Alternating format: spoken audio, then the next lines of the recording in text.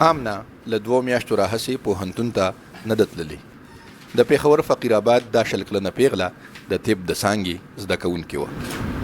د روان کال د اپریل په لومړۍ نیټه یې له کوره غلا وشوه او همدغه غلا یې تعلیم نیمګړی کړو. غلو یې د پلار جمع کړې ټوله سرمایه له ځان سره ووړه.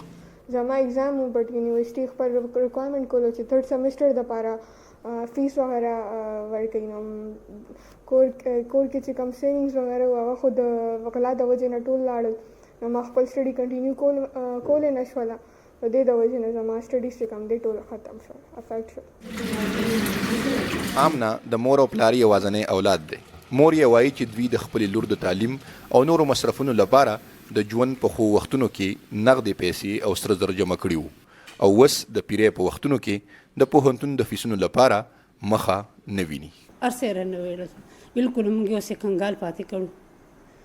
د یوه جینۍ هم د دې باندې موږ سکول مول کالج هم یونیورسټي هم پرې پرېښودله.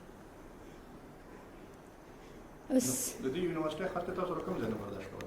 دا بس دکه د کوم لږه ډېره چې موږ سره کومه وي هغه به سره به موږ څه ناست د دې پلار به کوخ خوري. موږ په کرایه په کور کې اوسېږو، زموږ نور څه سرمایه نشته، نور څه هم نشته.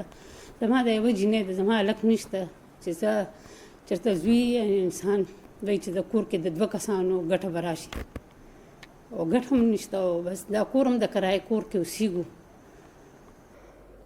زما خو به همدا اپیل وي چې ما ته ګورمنټ طرف نه دومره سپورټ میلاو شي چې خپل زه سټډیز کنټینیو کړم.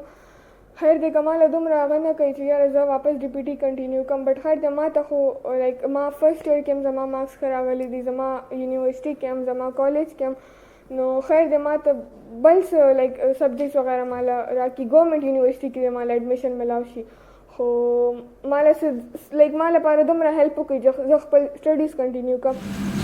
د فقیر آباد تانی ایس ایچ او وارث خان مشال رډیو ته وویل چې د غلو د موندلو لپاره یې خپل ټول وسایل په کار راوستي دي، خو لا هم پولیس د غلو په گرفتارولو کې نه دي بریالي شوي.